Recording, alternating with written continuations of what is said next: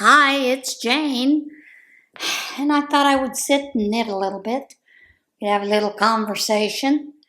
Um, this is from the other day, Monday, where I had moved my markers up, and I haven't done anything since then, so I thought it would be a great opportunity to work a little bit once I figure out which way I'm going. Okay. And I think I'm on the knit row. That's what I'm going to assume. Today I've got the cherry limeade in my cup. The cable saga continues. I really don't think they know what they're doing, to be honest. Although part of it I know is that they're actually having to clear the brush from all the boxes and everything further up the road, up the mountain, so that slows them down quite a bit. And unfortunately, one of the boxes is in, I believe, Miss Piper's property, and it's gated and closed. She has a security system up there, and I don't think she's in town, so they kind of have to go around it a little bit, and then they have to worry about the police coming to check, what's going on, because the security alarm goes off, so it's really interesting to see. That's all I can say. And I sit here and, Sunday with the second attempt to kill President Trump. I find the excuses from this government and from the people just ridiculous. I mean, here this guy has some of the same ties that the first shooter had with BlackRock, with the shooting ranges, with the FBI. And then this guy supposedly lives in Hawaii, but he voted in North Carolina this past spring in the primary. But when you look at his criminal record, I mean, good grief, 2002, he was arrested for having weapons of mass destruction. And there's a part of me that goes, and he got parole? So how could he even vote? Generally if you're convicted, as in you've had a sentence rendered, you cannot vote. You can't buy a gun. So how was he able to buy a gun? I have questions about he lives in Hawaii, yet he's been to Ukraine, he's been in BlackRock, he's in the same BlackRock commercial that the shooter in Butler was in. He's been seen with Zelensky and all kinds of people that are connected to the Biden-Harris administration. Zelensky, he went looking for mercenaries in Iraq that were from Afghanistan to fight for Ukraine. And I'm kind of wondering, he's not employed? Where's he getting his money from? So, there's a lot of questions. And like I said before, and I will always say, conspiracies have a kernel of truth to them. And that's why I always find conspiracies interesting. And then searching out the answers, those kind of things. But yeah. And I'll tell you, we've seen at rallies where they've had to protect him from people rushing the stage trying to get to him, who are left lunatics. That's basically all I can say. They've got to be some kind of left lunatic. And then I see if you sit down and you watch the television and you watch you watch NPR, you watch CNN, MSN, NBC, ABC, CBS, you see a lot of those people stirring up people who, quite frankly, have some issues. We see our Democratic Party, those people that belong to it, constantly saying he's a threat to democracy. He's Hitler, he's a fascist, he's whatever. And folks, neither one of them are a threat to our democracy. First of all, we are not a democracy. Our country is a federal republic, and we have what is called representative democracy. If we had a democracy, then everything that goes through Congress, there would be a referendum, and we would have to vote on it. That's what democracy is. We have a representative democracy. That's where we choose people to represent us. They go forth, they work in the Congress and the House, the Senate and the House, and they make the decisions for us. Now, many of those people are very good about coming back to the people and getting a feel for what they want or don't want. There are some that don't. They never bother to talk to their constituents. They never visit their constituents until it's time to run for another session. And unfortunately, Pennsylvania has a few of those that do that. They don't bother coming back and reporting back to the citizens of Pennsylvania. They never do any listening tours. They don't, when you contact them, they don't talk back to you. They don't listen to your concerns, those kind of things. So, and that I find reprehensible, especially if they expect us to vote for them. So, I think that they stoke up this fear, and those people that already are a little bit on the edge, sometimes go over the edge. So, I wish that they would tone it down. I wish both parties would tone it down and stop being so filled with rhetoric. Our Constitution is solid if we continue to back it up. So we kind of need to stop the fear-mongering on both sides of the aisle.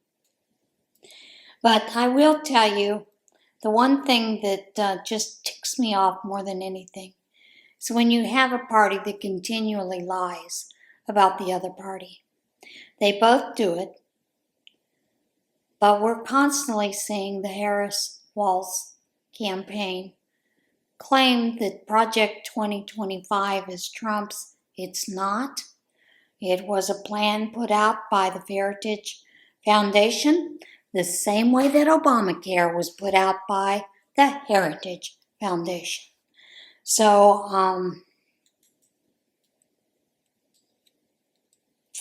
yeah, it's just ridiculous.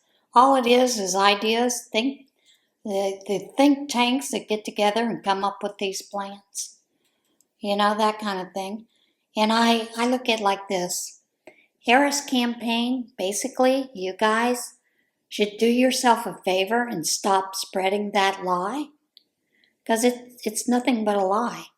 And when people find out that you're lying about that, you lose all credibility with them. What you should have done is gone to his website. Have your people go to his website and download those things that he is fighting for the American people, that he says he wants to do for the American people. Of course, it wasn't until September the 10th that Harris even bothered to put anything up. So there's still a lot to learn from her about what her plan is. And I don't know if any of you watched the interview that she did with the one reporter in Philadelphia. He asked her about her plan for our economic future, how to turn things around. And she talked about being from a middle-class family. Folks, both of her parents graduated Berkeley. She was not middle class at all. So, yeah, got a little problem with that too. Now, she might be considered middle class right now based on what her parents made, but she certainly wasn't brought up middle class. And she grew up in Canada from the time I think she was 4 years old till she was 20, I believe.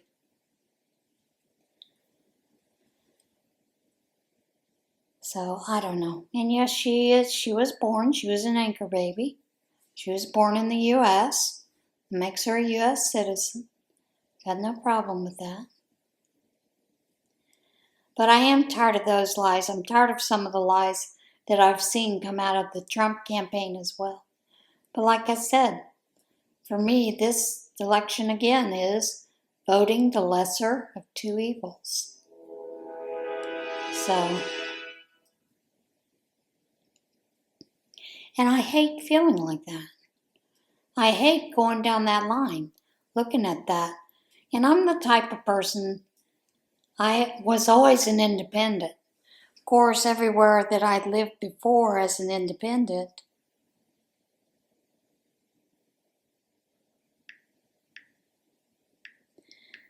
I was given the choice when it came to the primaries of, on my ballot, I could choose one person that I wanted, and I had everyone that was running, regardless of their party listed on there.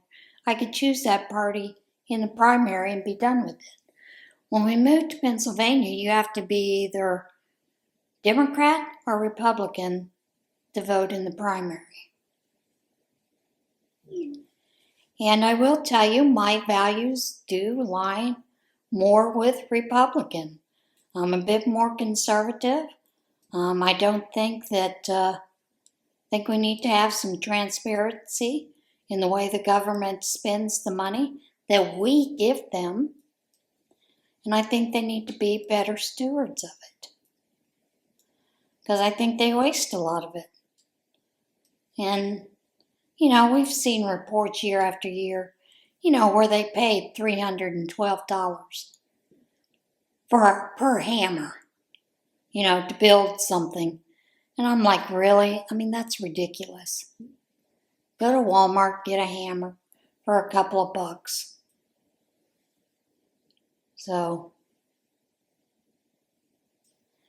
I do think there is a lot more room for better management of our money.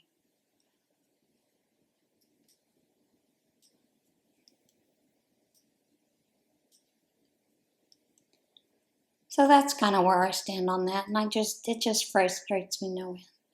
Because I continue to see the left call that out. I'm seeing more and more Democrats come out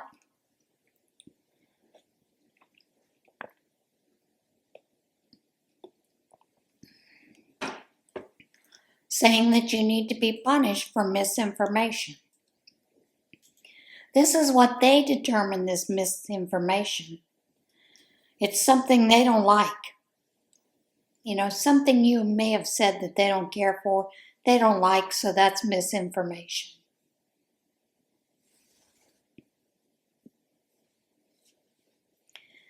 And quite honestly, that's censorship of your freedom of speech. It's kind of like this. Everybody has an a-hole. So some of us sometimes talk out of it. Other times we're more eloquent.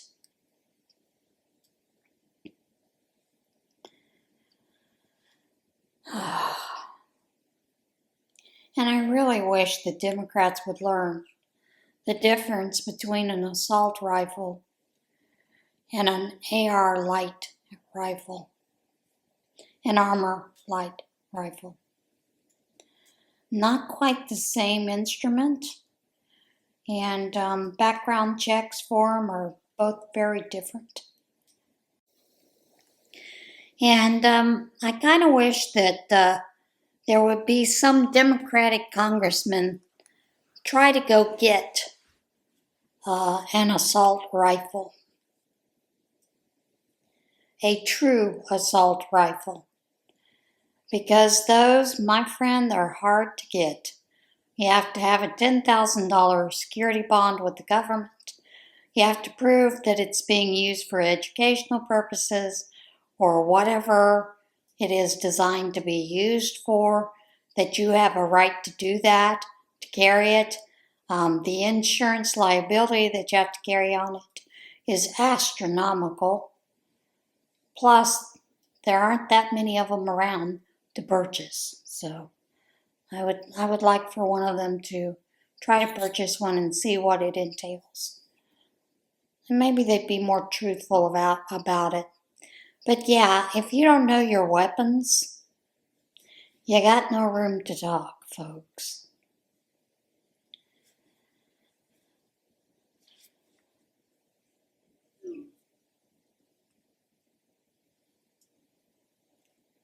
So, just think that's interesting. They can get away with misinformation and lying to us, but we can't. And I do find it funny, with Harris complaining about the border bill that supposedly everybody loved and agreed to. This was during the first 2 years of their administration, when Democrats controlled both House and Senate, and they couldn't get it passed. Now, I think the Senate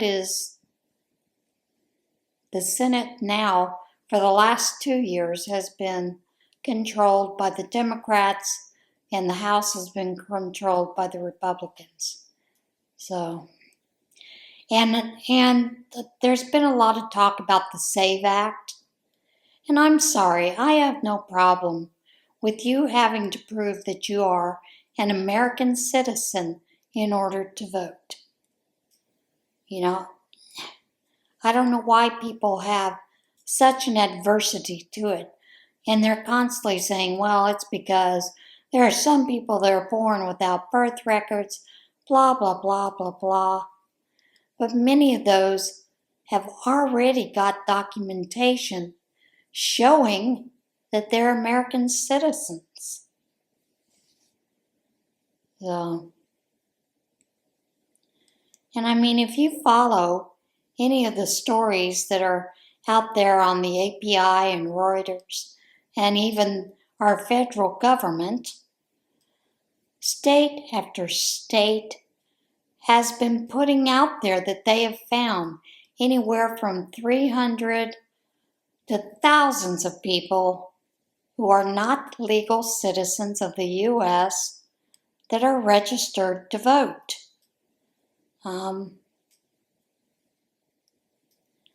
And some of that has to do with all these places encourage everyone that walks through the door, which that was a Democratic thing that they wanted, that everybody should be given the opportunity to register to vote.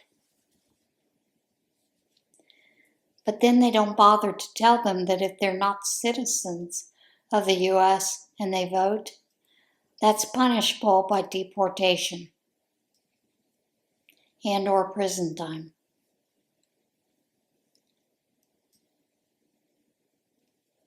So,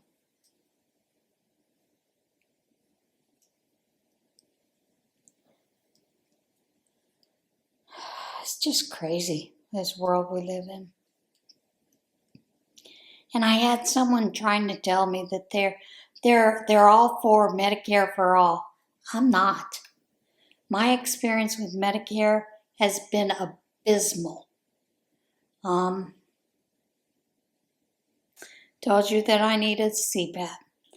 We are now in week 2, where Medicare has continued to deny my need for a CPAP. Now, the problem with that is my O2 levels go down to 62% at night when I'm sleeping. What they consider normal is at least 92% when you're sleeping. 93% and above when you're awake. So, I already qualify for oxygen if I were in a hospital to have oxygen at night. But it has taken Medicare 2 weeks with my doctor fighting hard for me to get a CPAP. Now it's another week before I get it because I have to go to State College to actually talk to the nurse before they even get it for me, which will probably be another week. But at least they finally approved it. But like I said, my thing with Medicare has been abysmal. And there's a part of me that wishes that I had the opportunity that instead of them taking that insurance out for me monthly, go to Medicare, that I could take that and go purchase my own insurance, private insurance plan with it. But you don't get that option. So, it's just been rather interesting, that kind of hassle, those kind of things going on.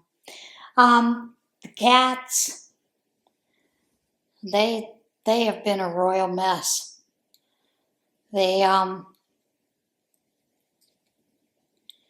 I purchased a laser pen so that I could play with them, mostly to get Izzy a little more exercise because she's a little puffy. She's a little fluffy like her mama. So while I'm getting exercise, they're getting exercise. And it's been fun playing with them. And,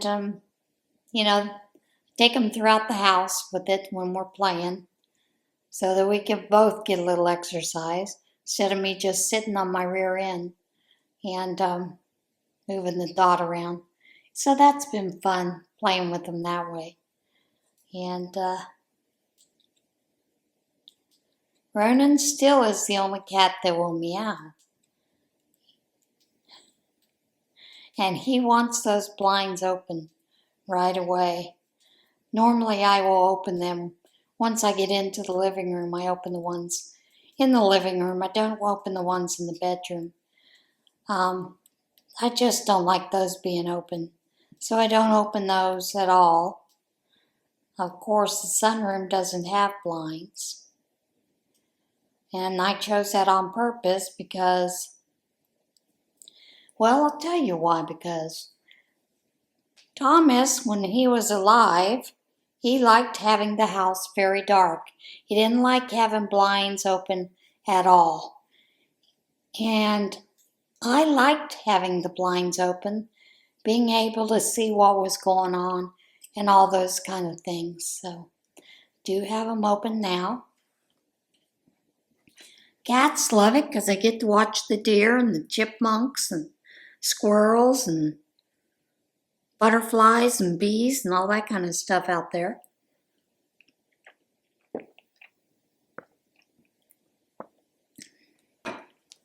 But Ronan, first thing when I wake up, he's already meowing for those blinds to be open. I'm like, wait your turn, buddy, wait your turn. And I have a video I'm going to put on the tail end here. There were some deer up right next to the back window, the back sunroom window. When I walked back, there was a mother and her fawns. She has 3 fawns. So they were out there kind of grazing, not eating the bamboo, but eating the clover. So cats come back there when I was back there. Once they saw me filming, they came back to see what was going on. And they were funny, Ronan jumped up on one of the boxes and was trying to paw at him, which they do the little head bob. The mom stomps her 1 foot, like she's trying to show that she's powerful. She'll take me out if I come out. But the minute you move towards them, they take off running. So there's that little bit of a video to see. It's been fun, interesting. Watch the cats with the animals out back. Have not seen the bear come down my way. He does up in the upper part of that area. Lots of times he's out there, but rarely does he come down my way. Does occasionally. But yeah. And I was talking with someone who also raises bees this weekend, and they were giving me grief about cutting the bamboo. He said, I don't know how to tell you this, but the bees love the blossoms that they give off. They come and they take that nectar, and it makes some of the best honey. You need to stop cutting that bamboo. So, yeah.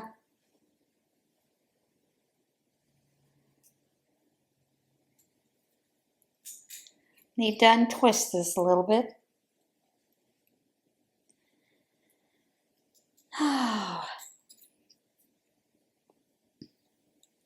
Have you guys started any new projects? I have not. I'm holding off. Although I have to tell you, my startitis is bad. I really want to start something different. But I know I need to get these done. So I need to keep at it, right?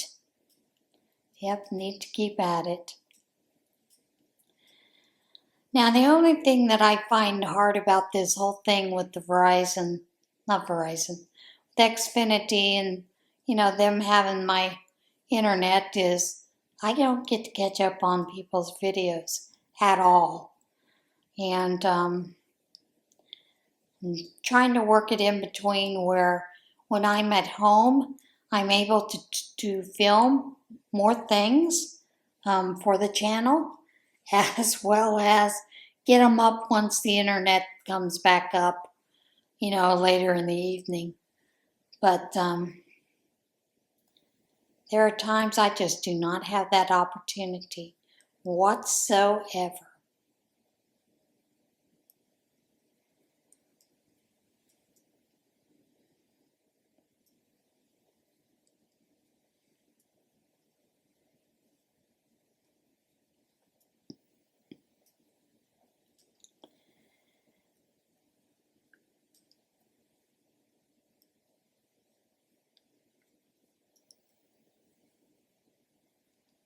And I've been trying to keep up with some of the latest trends.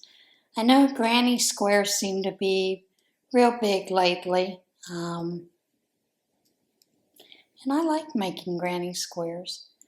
But there's times that I'm like, oh, have so many granny squares, and then you got to join them together.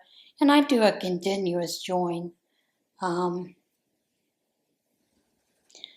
one that I learned from Beth in Texas years ago, and I find it one of the easiest, and it allows me to connect them with the same color yarn so that even if they are different granny squares, I'm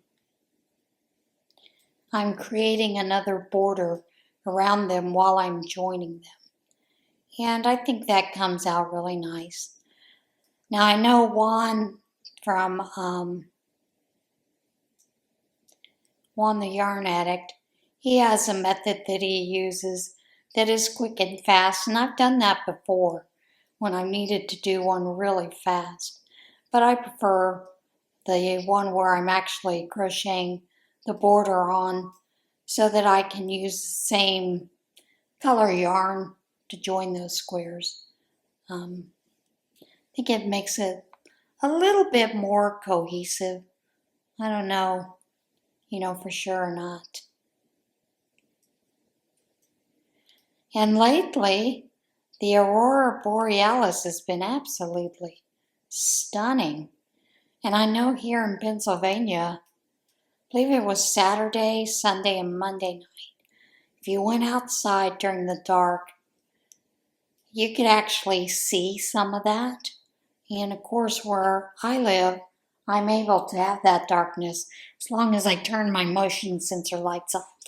Because if I'm out there, the motion sensors will turn on. So, unless I've turned those off at the base, which I have done most of the time, because otherwise the deer, even moths, when they fly across that sensor, will turn those lights on, and they'll light up for about an hour at a time before they'll turn off.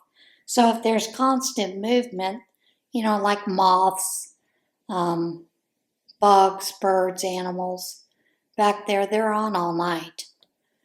And electric bill gets a little too expensive. So the only times that I normally have those on are sometimes in the winter.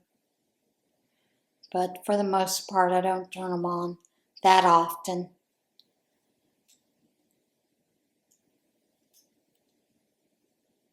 The only one that I do keep on all the time is the one that's at the driveway.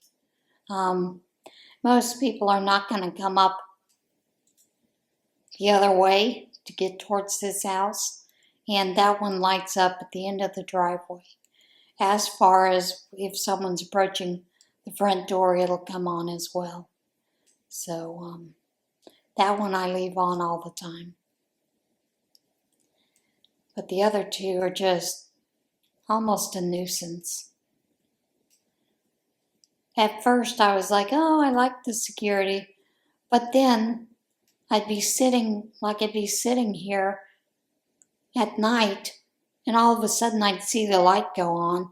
So I'd go back there to look because I get freaked out, that it's on, and find that it was a possum or squirrel or something that had walked past there, or a deer grazing. Of course, it scares off the deer once it does come on. So, decided it's just not worth it. It actually makes me a little more nervous.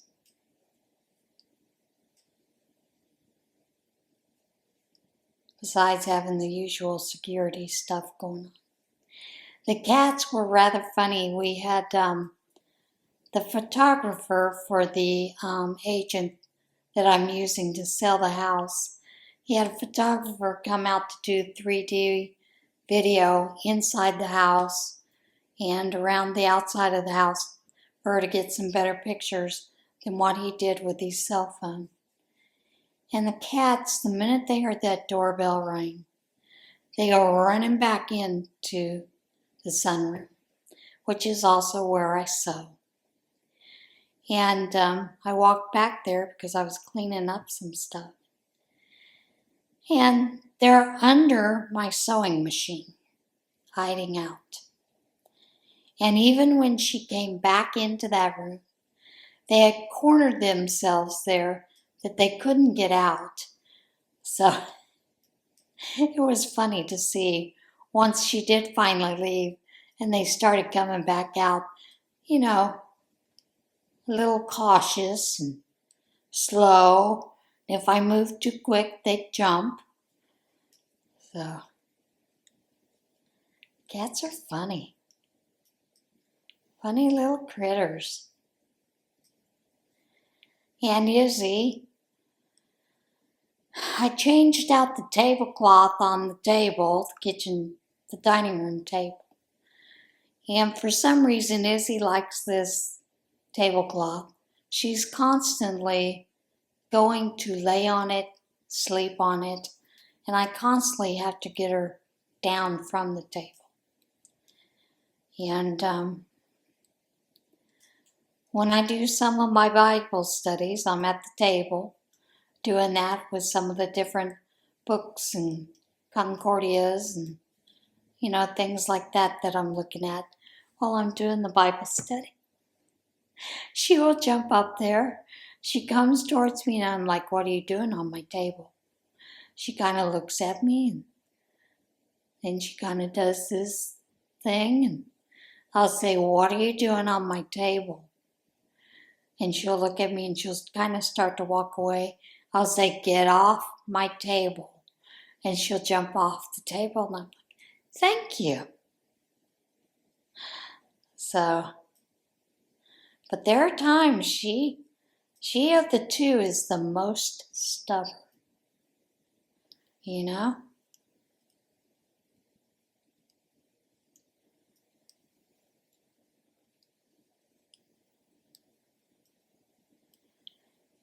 And the funny thing is the way that I've had my fabric on bookshelves stacked and, they have never gotten up there in those. Mainly, they sit in my sewing chair or the chair that I have at the cutting table. Mainly, they just get into those chairs. They want to sit there or sleep there, which is fine. Just means that I have to remember that my butt will be covered in cat fur when I get up, right?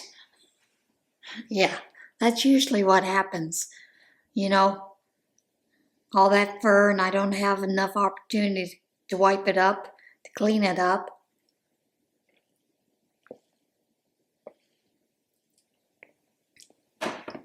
I have started using one of those, one of the sponges. Unknown caller.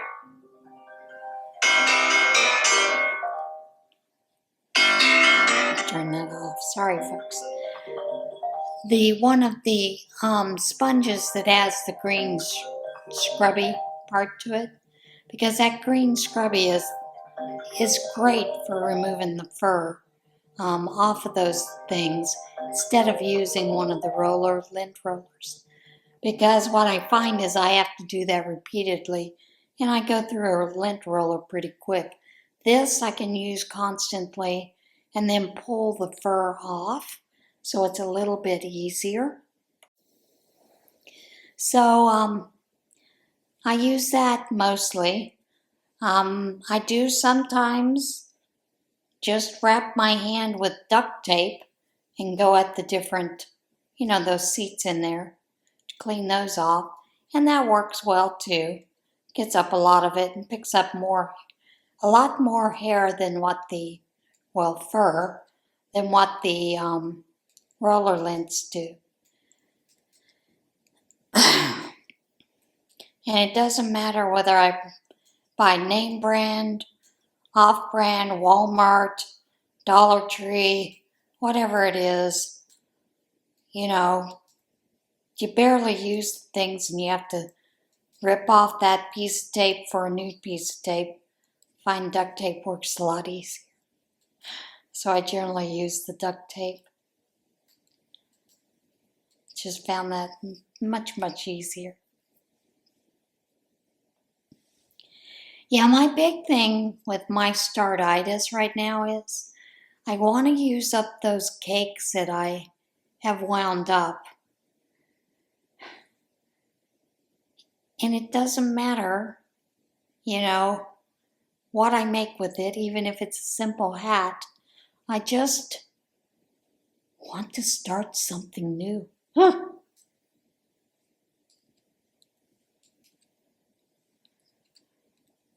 Trying to be monogamous on one or two projects, it's hard for me. It is really hard for me to do that. So,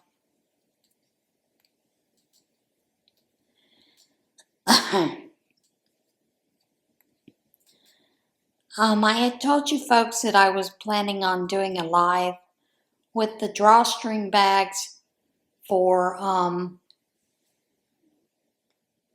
not only Christmas, but the Halloween bags, drawstrings, and some of the totes that I have back there, so that I could sell them at a pretty much reduced rate that is better for you, better for me, gets them out of my inventory, so they're not constantly sitting there.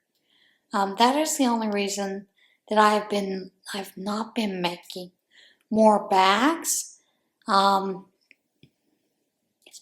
Simply because right now, the way that the economy is, a lot of people are struggling, and a lot of people consider that extravagant.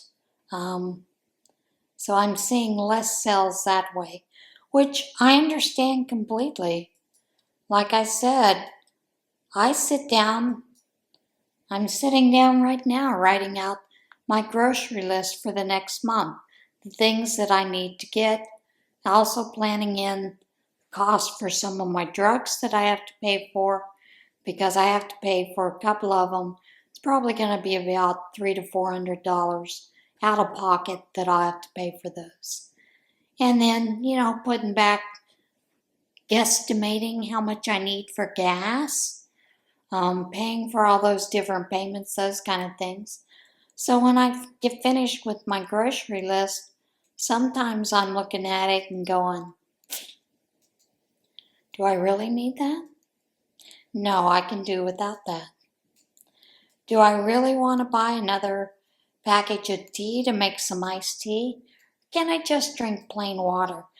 That I have not had to do, I can honestly say, since the years of Jimmy Carter and the first part of Reagan's years, when we were coming out of that huge inflation problem, recession time during that time.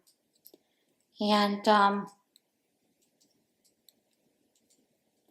unfortunately, pretty soon after that, I had babies in diapers. So then I was having to decide, does he really need that diaper change? Because I can't afford more diapers this month. And generally what we did is I chose to go the route of purchasing cloth diapers and keeping them in cloth diapers, because that way I could change them as often as I needed to. Just needed to wash them, which I can tell you, that was a big money saver. It really was. But yeah, I understand that, not being able to purchase a lot of things that you would like to purchase. Like I said, I've got some yarn that I'd like to purchase, but kind of holding off because of some of the bills that I know are coming up, and they need to be paid first.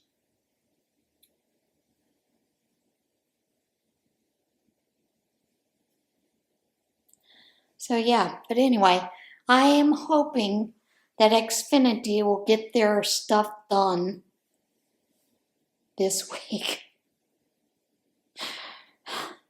because the internet has been so unreliable this week where I am at. I've had a couple of times where I've uploaded some videos for the Bible reading series that I do on another channel, that these Bible readings are less than 15 minutes. Normally it takes about 10 minutes for them to be uploaded completely and processed and checked and all that. But sometimes it has taken hours to get them up there because of the way the internet is right now in my area, because of the work that they're doing on it. So that's been, interesting to see that kind of thing, to see the problems with that. I don't necessarily enjoy that part of it, but what are you going to do, right? So hopefully, I'm hoping that maybe this Saturday I can do what I was planning to do last Saturday with those bags. But I should have an idea come Friday when I do the what whip and coffee. By then, I'm hoping that there is a solution and an end to this constant updating that they're doing. So, yeah. All right, guys, I think I've chatted on long enough, carried you away, whined and griped and said a few things that probably pisses off a few people, but, I am just the type of person, I will tell you what's on my mind. And I don't really care if you disagree with me or not. I'm more than willing to listen to your viewpoint and be okay with it. We all have different opinions, different views. So I think we should be a little more forgiving of people who don't think the same way that we do. All right, guys, that's it. See you guys again soon. Bye.